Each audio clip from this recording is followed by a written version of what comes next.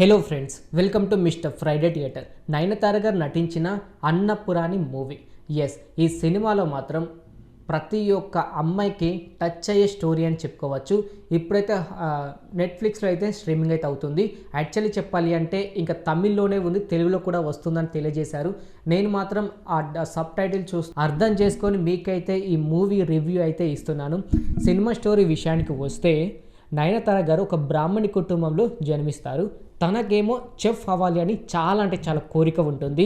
చిన్నప్పటి నుంచి వాళ్ళ నాన్నగారికి వాళ్ళ అమ్మగారికి ఏదో ఒక డిఫరెంట్ ఐటెం చేస్తూ వాళ్ళ అమ్మగారికి నాన్నగారికి తినిపిస్తూ ఎలా ఉంది నాన్న అని ప్రతిసారి అడుగుతూనే ఉంటుంది. అలాగే తను కాలేజీలోకి వెళ్ళాక ఆ చెఫ్ అవ్వాలి అనే డ్రీమ్ కాస్త ఎక్కువ అవ్వడంతో సత్య రాజేష్ గారు అయితే చెఫ్ అయితే ఉంటాడు. ఆయన ఫేమస్ చెఫ్ అయితే ఉంటారు. అతని దగ్గర జాబ్ చేసి ఆయన కంటే గొప్ప పేరు తెచ్చుకోవాలి అని నయనతార గారు అయితే అంటే చెఫ్ అవ్వాలి అని ప్లాన్ చేస్తూ ఉంటారు. ఇదైతే కాన్సెప్ట్. అయితే బ్రాహ్మణి కుటుంబంలో పుట్టిన వాళ్ళు ఎక్కువగా అంటే చికెన్, మటన్, ఫిష్ ఇలాంటి నాన్ వెజ్ జోలికి అయితే వెళ్ళరు. కానీ నయనతార గారు ఆ జోలికే వెళ్తుంది.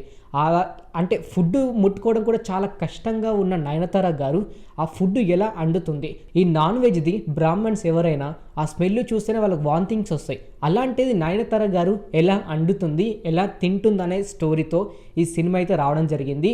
అలాగే నయనతార గారు ఈ చికెన్ తింటుంటే వాళ్ళ నాన్నగారు చూస్తారు. వాళ్ళ నాన్నగారు చూశాక ఎలాంటి సిచ్యువేషన్లో తను బయటపడింది, అలాగే తన డ్రీమ్ చెఫ్ అవ్వాలి అనే తన డ్రీమ్ ఎలా ఫుల్ఫిల్ చేసుకుంది అనేది సినిమా మాత్రం ప్రతి ఒక్కరికి నచ్చుతుంది. అంతేకాకుండా ఒక అమ్మాయిలకు, ఒక ఆడవారికి ఒక డ్రీమ్స్ ఉంటే ఎన్ని అడ్డంకాలు వస్తాయి, ఎంతమంది తొక్కుతారు అనే ఒక కాన్సెప్ట్ అయితే సినిమా రావడం జరిగింది. సినిమా అయితే థియేటర్లో మంచి రెస్పాన్స్ వచ్చింది, అలాగే ఓటీటీలో కూడా మంచి రెస్పాన్స్ వచ్చిందని చెప్పుకోవచ్చు. సినిమాలో అంటే లవ్ స్టోరీ అంటూ ఎక్కువగా అయితే ఏమీ లేదు.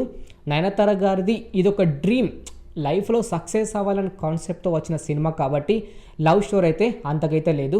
కానీ బ్రాహ్మణుల పుట్టిన ఒక అమ్మాయి తన డ్రీమ్ని ఫుల్ఫిల్ చేసుకోవాలంటే ఎలాంటి స్ట్రగుల్స్ పడుతుందనేదే కాన్సెప్ట్ అయితే సినిమా అయితే రావడం జరిగింది.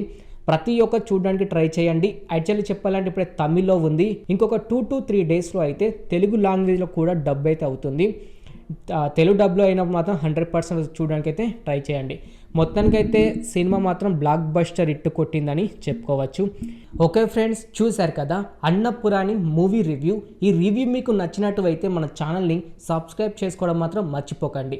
అలాగే ప్రతి ఒక్క movie reviews, OTT movie reviews, అలాగే మూవీ ఇన్ఫర్మేషన్ ఇలా ప్రతి ఒక్కటి మీరు తెలుసుకోవాలి అని అనుకుంటే మన ఛానల్ని సబ్స్క్రైబ్ చేసుకొని పక్కనుండే గంట సింబల్ని అయితే యాక్టివేట్ చేసుకోండి.